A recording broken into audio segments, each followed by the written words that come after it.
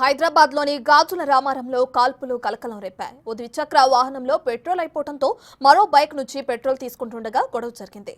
Petrol తీసుకునేందుకు ప్రయత్నించిన వ్యక్తి స్నేహితులకు ఫోన్ చేసి చెప్పడంతో అక్కడికొచ్చిన వాళ్లు తుపాకీతో గాల్లో కాల్పులు జరిపారు.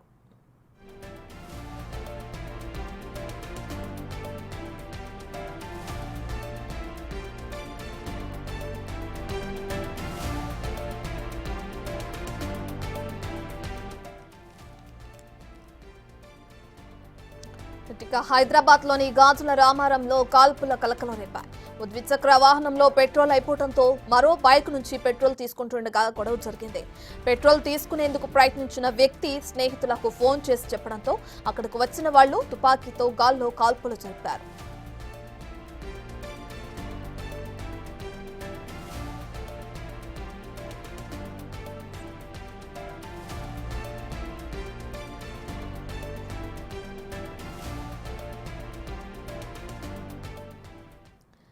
ఇదే విషయానికి సంబంధించి మరింత సమాచారాన్ని మా ప్రతినిధి సురేష్ అందిస్తారు. రైట్ సురేష్, అటు గాజుల రామారంలో ఆ కాల్పుల కలకలం రేపాయి, దానికి సంబంధించిన డీటెయిల్స్ ఏంటంటే వ్యక్తి ఎవరైతే ప్రయత్నించారో పెట్రోల్ తీసుకుంటుండగా దానికి సంబంధించే గొడవ జరిగింది అనుకోవచ్చా, లేదంటే పాత కక్షల నేపథ్యంలోనే కాల్పుల కలకలం రేపింది అనుకోవచ్చు అంటారా?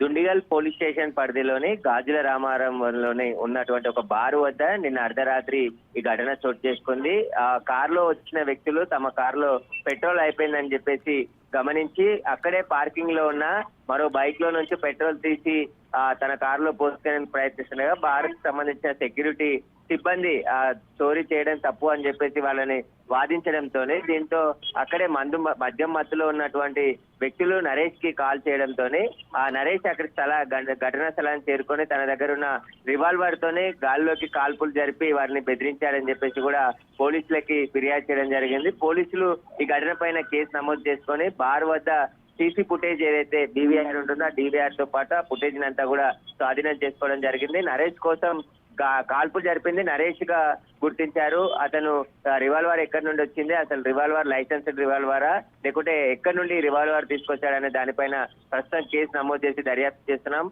ఎవరైతే గొడవ కారణమయ్యారో వారికి సంబంధించి నలుగురిని అదుపులోకి తీసుకున్నారు. నరేష్ అక్కడి నుంచి పరారైనట్టు పోలీసులు చెప్తున్నారు. నరేష్ కోసం ప్రత్యేక టీమ్స్ గాలిస్తున్నాయి. ఈ ఘటన పైన కేసు నమోదు చేసి ప్రస్తుతానికైతే దర్యాప్తు కొనసాగుతుందని చెప్పేసి దుండిగల్ పోలీసులు చెప్తున్నారు. Right, thank you Suresh.